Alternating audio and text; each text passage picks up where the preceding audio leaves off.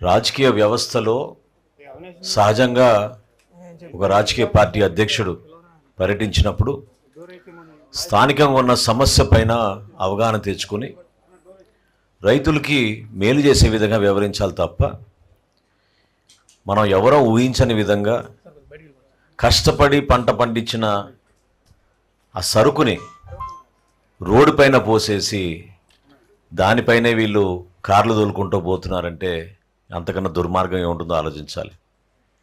మొన్న ఒక కుటుంబాన్ని పరామర్శించడానికి వెళ్ళినప్పుడు మనుషులను తొక్కేశారు.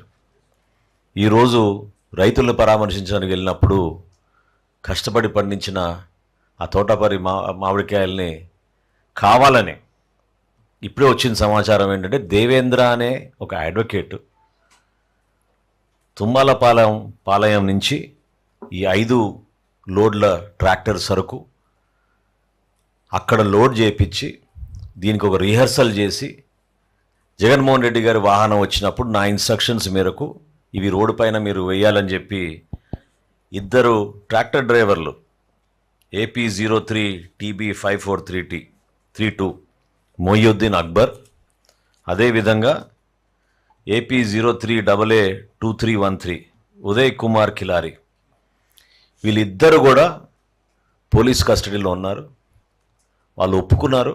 ఈ విధంగా ట్రయల్ రన్గా ప్రిపేర్ అయ్యి ఈ దేవేంద్ర అనే ఒక అడ్వకేటు వైఎస్ఆర్సీపీ సింపథైజర్ ఇతను ఆ మామిడికాయల్ని ఆ ఊరు కూడా కాదు పొరుగు ఊరు నుంచి తుమ్మలపాలెం అనే ఊరు నుంచి సేకరించి ఆ సరుకును అక్కడ తీసుకొచ్చి ఆ డ్రోన్ ఫుటేజ్ చూస్తే మీరే ఆశ్చర్యపోతారు. ఏ విధంగా పకడ్బందీగా ప్లాన్ చేసి ఇందాక అచ్చెన్నాయుడు గారు చెప్పినట్టు చీవంలాగా ఆ మ్యాంగో తోట నుంచి ఆ 5 ట్రాక్టర్లు తీసుకొచ్చి రోడ్డు పైన సరుకు వేయడం అనేది అసలు ప్రధానంగా రాష్ట్ర ప్రజలు ఆలోచించాల్సింది ఏంటంటే లా అండ్ ఆర్డర్ సమస్య సృష్టించడానికి కోసమే ఈ కార్యక్రమాలు చేస్తున్నారు.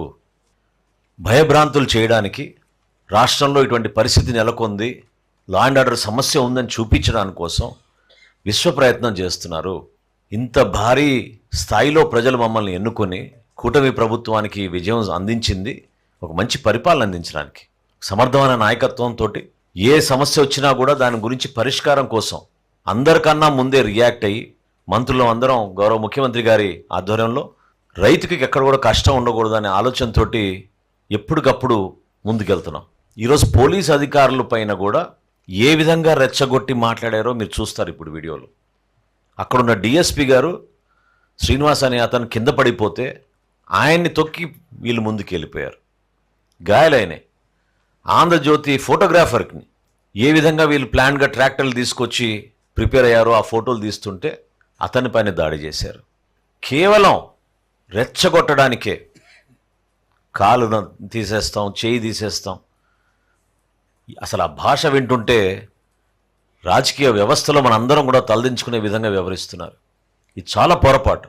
ప్రజా సమస్యలపైన మీరు పోరాడండి. గతంలో పవన్ కళ్యాణ్ గారు ఇదే చిత్తూరు జిల్లాలో మదనపల్లిలో టొమాటో రైతుల గురించి వైఎస్ఆర్సీపీ ప్రభుత్వ హయాంలో వెళ్ళినప్పుడు ఆ రోజు కూడా అంతే హార్స్లీ హిల్స్ పైన నిర్బంధించారు, మమ్మల్ని బయటికి రానివ్వలేదు.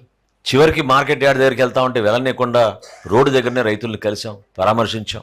కానీ కావాలని ఇట్లా కొనుగోలు చేసి మరి సరుకును తీసుకొచ్చి రోడ్డు మీద పాడేసి దానిపైనుంచి వీళ్ళు వాహనాలు తొక్కించుకుంటూ వెళ్తున్నారంటే ఎంత ఎంత ఉన్మాదులో మనం ఆలోచించాలి.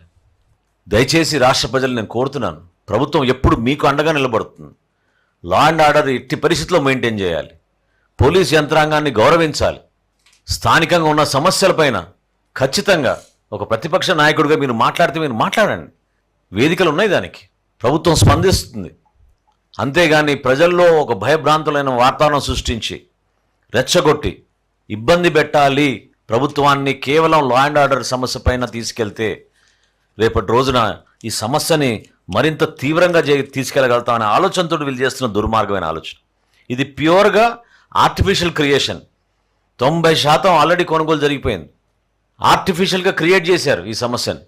దీన్ని ప్రతి ఒక్కరూ గమనించి ఎటువంటి వ్యక్తిత్వం వీళ్ళకుందో మీరు అర్థం చేసుకోవాలి. ఎంత దారుణంగా వ్యవహరించారో. రాబోయే రోజుల్లో కూడా ఈ విధంగానే ప్రతి ప్రాంతంలో ప్రతి జిల్లాలో పర్యటించి అలజడి సృష్టించడానికి వీళ్ళు సిద్ధమయ్యారు తప్ప ప్రజల శ్రేయస్సు కోసం కాదని ఈ సందర్భంగా నేను తెలుపుతూ